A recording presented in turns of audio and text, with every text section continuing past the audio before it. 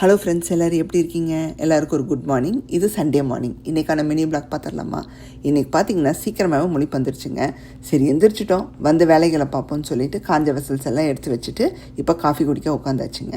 நேற்று வந்து பார்த்திங்கன்னா 2 மணி நேரம் தாங்க கார்னிவலில் சுற்றியிருப்போம். அதுக்கே உடம்பெல்லாம் அப்படி ஒரு டயர்டு.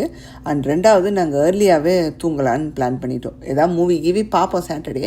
நேற்று வெளியே போயிட்டு வந்தனால எங்களுக்கு மூடு இல்லை, ஸோ விட்டுட்டோம்.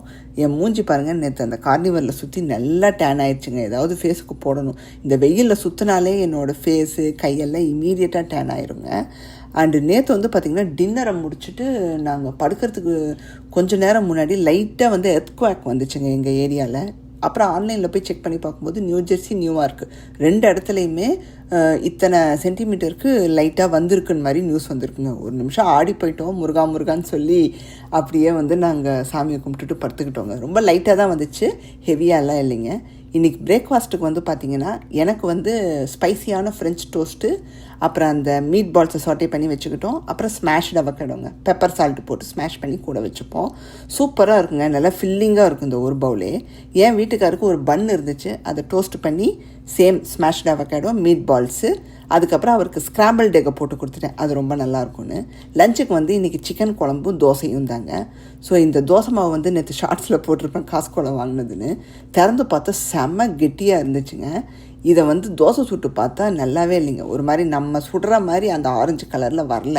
வெள்ளையாக வந்தாலே எப்படிங்க இருக்கும், நல்லாவே இருக்காது. அண்டு இன்னும் புளிக்கணும், டேஸ்ட் இல்லை. சரி, என் வீட்டுக்கார் வந்து ஒரு பிளெயினும் ஒரு முட்டை தோசையும் கேட்டார். அவருக்கு சுட்டு கொடுத்துட்டு எனக்கு 2 பிளெயினும் ஒரு முட்டை தோசை ஊற்றிக்கிட்டேங்க. சரி, முட்டை தோசை ஊற்றினா இன்னும் கொஞ்சம் டேஸ்ட் கொஞ்சம் பெட்டராக இருக்கும்னு சரின்னு ஊற்றிக்கிட்டோங்க. சூப்பராக இருந்துச்சுங்க சிக்கன் குழம்பு. என்னோடய சேனலில் நிறையா சிக்கன் ரெசிபீஸ் போட்டிருக்கேன், போய் செக் பண்ணி பாருங்கள். இன்றைக்கும் அதுதான். இப்போ இந்தியாவிலலாம் பார்த்தீங்கன்னா காலையிலேயே சிக்கன் குழம்பு, இட்லி, தோசைன்னு ஓடிடும்.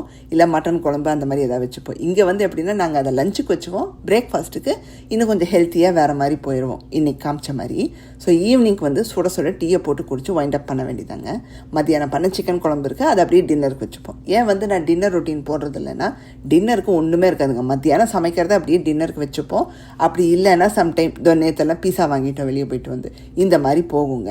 ஸோ பெருசாக ஒன்று டின்னருக்குன்னு ஸ்பெஷலாக எதுவும் பண்ணிக்க மாட்டோம். சம்டைம் நூடுல்ஸ் குக் பண்ணி சாப்பிட்ருவோம், இல்லை பாஸ்தா எதாவது பண்ணி சாப்பிட்டுப்போம், அவ்வளோதாங்க. இந்த 7 நாளும் எப்படி போச்சுன்னு கமெண்ட்டில் சொல்லுங்கள். ஆஃப்லைன்லேயும் இதே தாங்க, வீடியோ எடுக்காத சமயத்துலேயும் இதே மாதிரி தான் போகும். அதை தான் உங்களுக்கு காமிச்சிருக்கேன். திரும்பவும் அடுத்த 7 நாளும் இப்படி தான் போகும். நான் திரும்பவும் எடுத்து போட்டு உங்களை போர் அடிக்க விரும்பலை. ஸோ எப்படி இருக்குன்னு கமெண்ட்டில் சொல்லுங்கள். ஸோ வீடியோ எடுக்காத சமயத்துலேயும் இதே மாதிரி தான் போகும். ஏன்னா சமையல் வந்து கொஞ்சம் மாறுபடும், அவ்வளோதான். ஸோ எப்படி இருக்குன்னு சொல்லுங்கள்.